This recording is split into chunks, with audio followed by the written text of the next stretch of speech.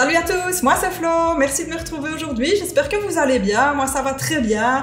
On va continuer la deuxième partie de notre dessin, donc du livre Romantic Country, le volume 1 de Eri. Et donc on va attaquer sur la deuxième partie de notre dessin, c'est-à-dire le château, les herbes et tout le reste finalement, puisque dans la première partie on avait déjà fait le ciel avec les nuages. N'hésitez pas à aller revoir cette vidéo d'ailleurs si vous le souhaitez. Et si vous avez des avis, des commentaires, bah, dites-moi tout ça dans les commentaires. À tout de suite!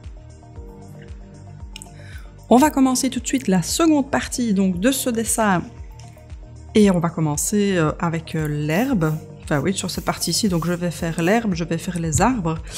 Voici les couleurs que j'ai sélectionnées. Donc on travaille toujours avec les Derwent Light Fast.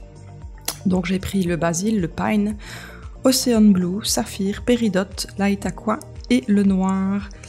Alors je vais essayer de faire un vert qui tire un peu vers le bleu, puisque c'est comme si on avait sur un ciel de pleine lune comme ça. On a toujours tendance à avoir une espèce de filtre bleu un petit peu sur tout. Donc je vais essayer de rendre cette ambiance-là. On va essayer du moins. Je vais commencer, je vais commencer avec quoi? Je vais commencer peut-être directement avec le Midnight Black pour venir mettre mes ombrages. Voilà, donc le Midnight Black, celui-ci. Et comme on a la lune qui est tout au-dessus, mais un peu derrière, je vais dire notre cathédrale, on va avoir l'ombre de la cathédrale qui va venir se refléter ici sur l'herbe.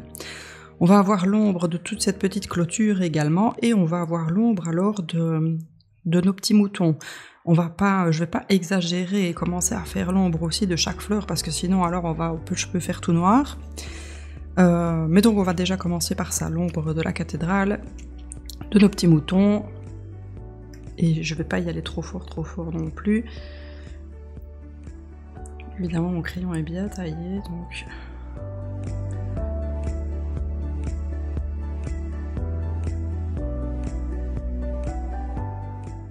Je préfère pas faire trop fort au début, quitte à repasser une seconde couche de noir par après.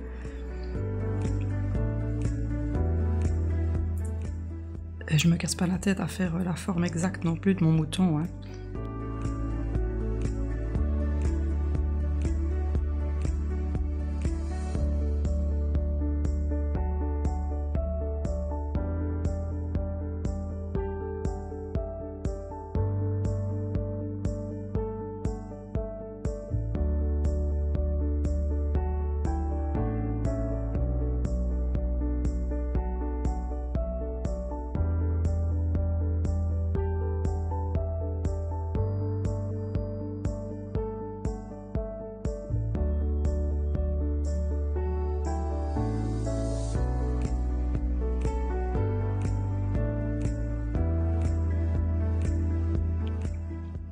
J'essaye de voir jusqu'où je vais marquer cette ombre.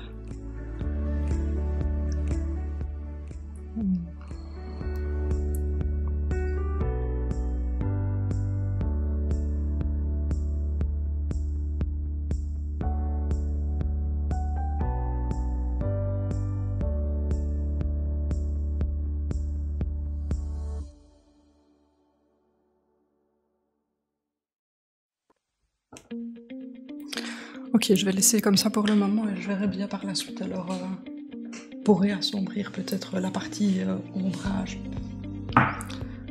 Ok, je prends donc maintenant la couleur basil.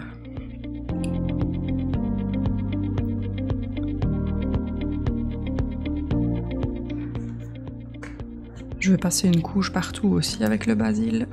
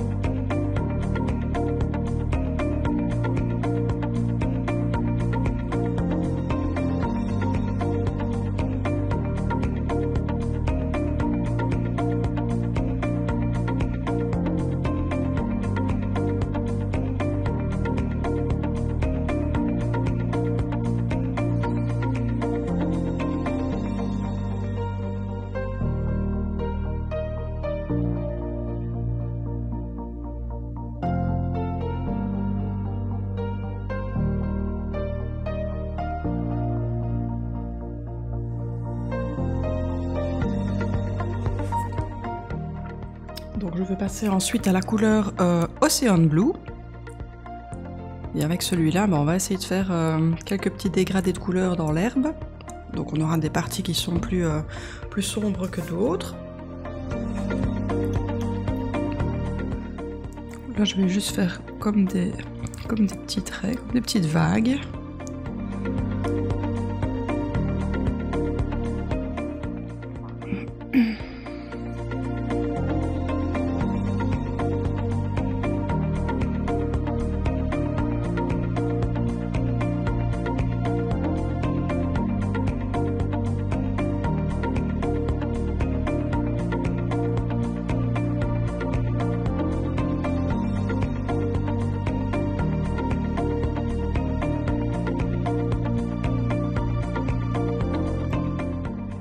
Alors, je prends ensuite le Pine.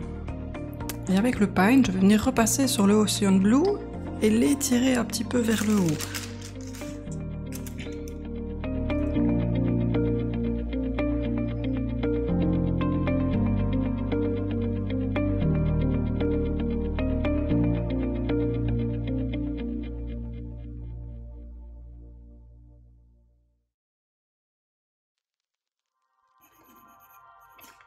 Alors pourquoi est-ce que je fais ça et ne pas simplement faire un aplat de couleurs sur toute ma partie d'herbe?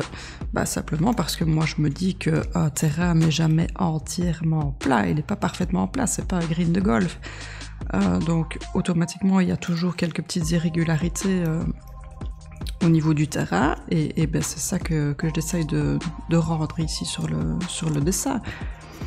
Évidemment, au départ, ça donne pas grand-chose, c'est un peu comme tout le temps finalement, c'est à force de mettre des couches et différentes couleurs qu'on va pouvoir rendre notre aspect herbe. Et en plus ici, c'est l'herbe, mais c'est la nuit, donc on n'aura pas une herbe super verdoyante, puisqu'il fait sombre. C'est pas toujours évident de trouver vraiment les bonnes couleurs, ce qui va vraiment donner ce qu'on a en tête. Je trouve que parfois la recherche des couleurs est plus difficile que le coloriage en soi.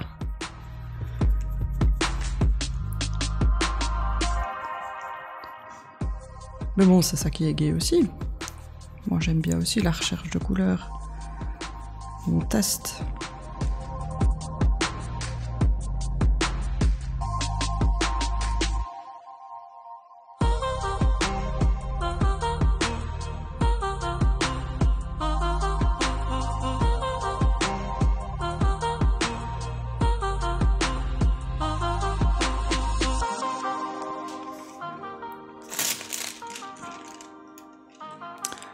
Ok, voilà, alors en parlant de test, justement, comme je voulais que mon herbe soit légèrement bleutée, je me suis dit qu'on pourrait peut-être essayer de mettre un peu de saphir dessus. Donc ici, je vais repasser avec le saphir sur tout, pour essayer de donner une teinte légèrement bleue à mon herbe. Et puis on va voir ce que ça donne. Alors pour cette partie-là, comme je vais de nouveau passer sur tout, je vais accélérer un petit peu la vidéo. Et puis je reviens avec vous tout de suite après.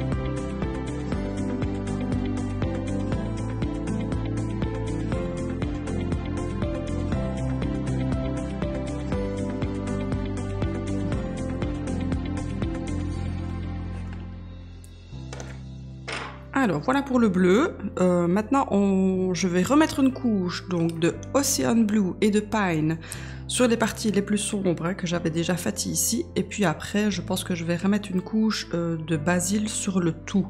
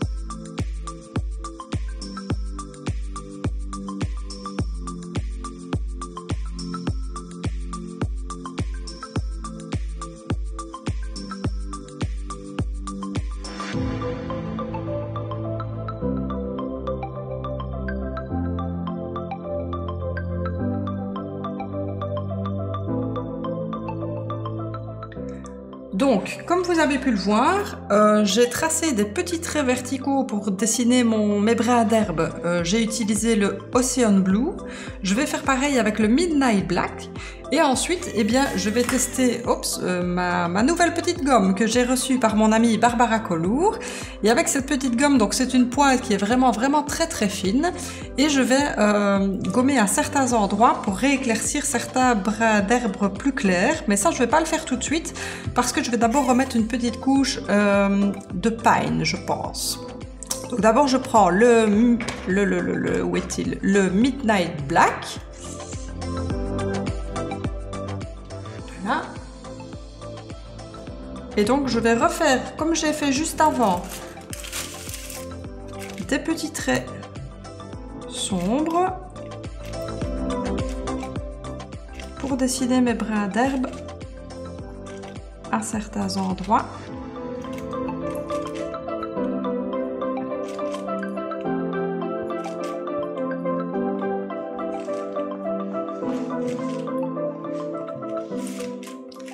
J'ai pas besoin d'en mettre partout puisque j'en ai déjà fait pas mal avec la couleur précédente.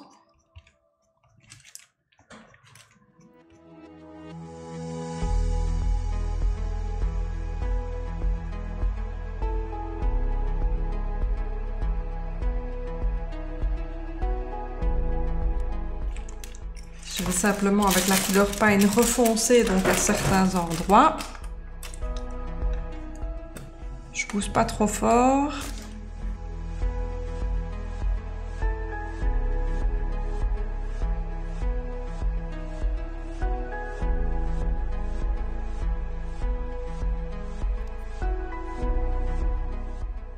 Voilà, comme ça c'est bien.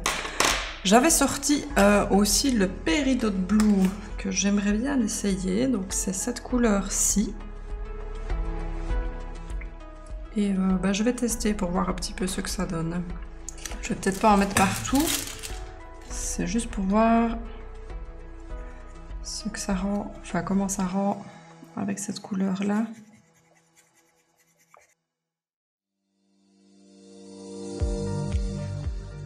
Je pense que je vais faire comme ça. Je vais faire certains endroits avec le Peridot Blue et à d'autres endroits, je pense que je vais reprendre le saphir.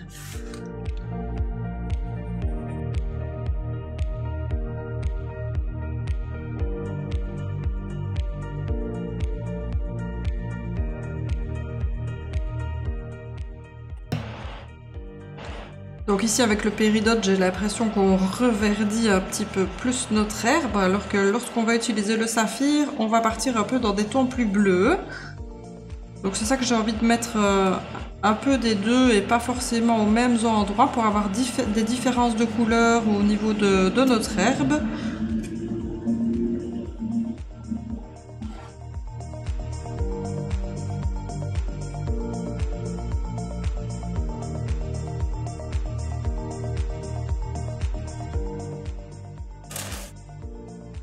Ok, c'est bon. Donc maintenant, je vais reprendre le saphir. Celui-ci.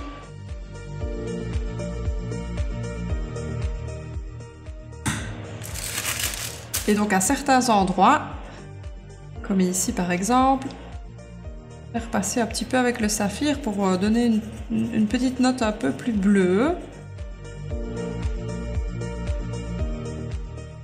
Comme ça, on n'aura pas tout à fait les mêmes couleurs partout. Et je trouve que ça peut être joli aussi. De ne pas avoir quelque chose de trop... comment est-ce qu'on dit? De trop... Je trouve pas le mot. Je trouve pas le mot, ça va me revenir, c'est pas grave. De trop uniforme, voilà.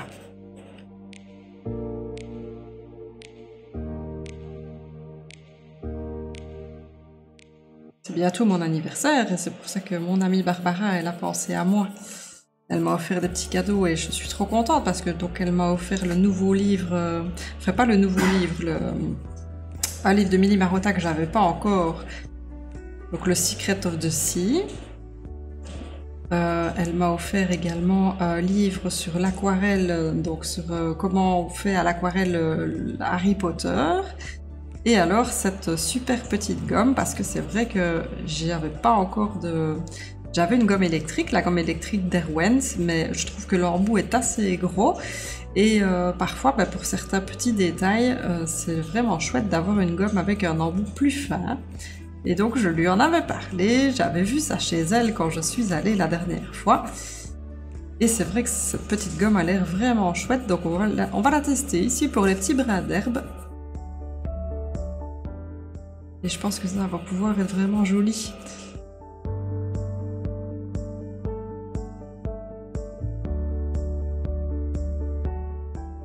Pour celles qui ne le savent pas, je vais avoir 42 ans. Je suis maman, j'ai un petit garçon qui va avoir 12 ans. Et je suis mariée. Et ça fait 21 ans qu'on est ensemble avec mon mari. Et d'ailleurs, c'est lui qui m'aide énormément pour tous mes montages vidéo, mes dernières petites stories, etc.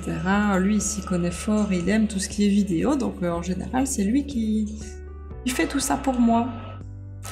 Et heureusement qu'il est là, parce que sinon, j'aurais jamais des aussi belles vidéos. Donc là, on voit déjà bien la différence, qu'on a des endroits un peu plus bleus et des endroits un peu plus verts. D'ailleurs, j'ai ressorti aussi mon crayon Arctic, toujours dans la gamme d'Ederwent Lightfast, que je vais aussi utiliser à la fin pour blender un petit peu le tout et rester dans une teinte quand même légèrement bleutée, puisque c'est la nuit et comme j'ai fait un ciel de pleine lune, et bien ici en l'occurrence j'aurai des reflets bleus un petit peu partout sur mon dessin. Ça va être amusant d'ailleurs, je pense, quand on va faire les petits moutons. Je vais faire des petits moutons blancs, donc ils seront aussi un peu légèrement bleutés, les moutons. J'espère que ça ne fera pas bizarre. On verra ça au moment où on les fera. De toute façon, je pense que c'est toujours sympa d'essayer des trucs. On n'essaye jamais, on rate jamais, on ne réussit jamais non plus. Ben voilà, ça m'a l'air sympa comme ça, c'est bien. Ok. Alors, je vais prendre donc Ah non, c'est pas le Arctic que j'ai pris, c'est le Light Aqua. Celui-ci, Light Aqua. Et donc je vais l'utiliser sur les parties les plus claires du dessin, et puis je vais descendre progressivement. Je vais voir un petit peu ce que ça donne si j'en mets un peu partout. Si ça blende un peu. Ouais, ça blende bien d'ailleurs, c'est vraiment chouette. Je pense que je viendrai peut-être remettre une toute petite touche de blanc. Si ça se... Enfin, on verra bien si ça se voit ou pas. Ouais, mais c'est bien. Ok, super. Ça sert à rien que j'en mette trop là au-dessus, puisque ici je vais remettre de toute façon du noir, puisque je dois vraiment repasser mes ombres que j'avais fait pour ma petite barrière et mon château. Donc là je reviendrai avec mon Midnight Black.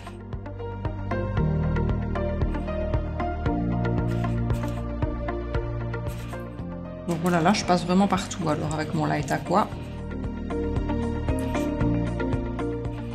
Je vois que ça rend bien. Donc j'y vais gaiement.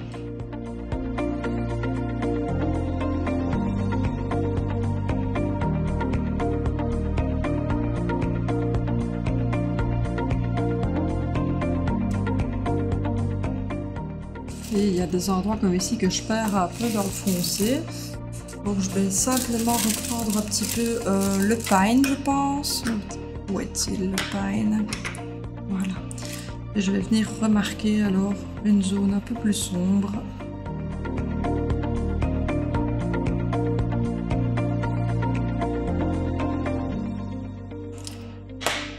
Voilà, comme ça, on voit toujours bien ce que j'ai voulu faire au départ. On a une prairie qui est un petit peu vallonnée.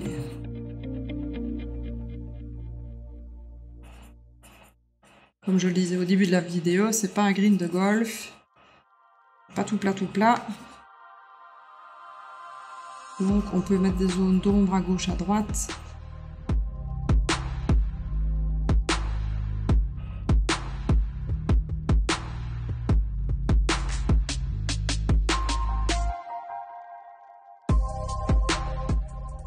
C'est ça, je pense qu'il faut mieux, qu'il vaut mieux ne pas trop foncer au départ, parce qu'on peut toujours refoncer par la suite.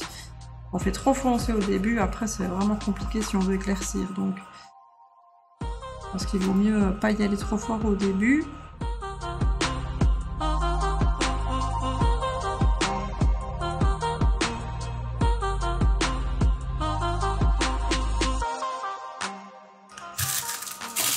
Alors pour terminer cette partie ici, je vais accélérer un petit peu.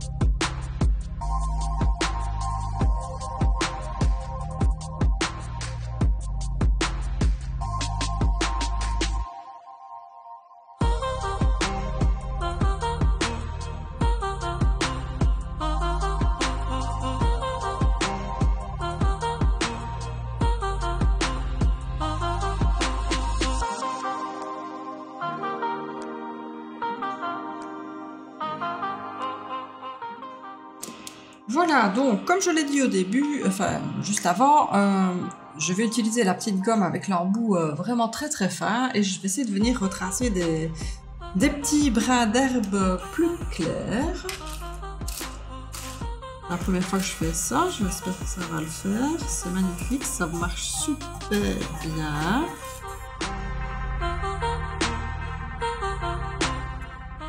Donc pour essayer d'avoir quelque chose de naturel, j'en fais partir vers la gauche, j'en fais partir tout droit et d'autres vers la droite.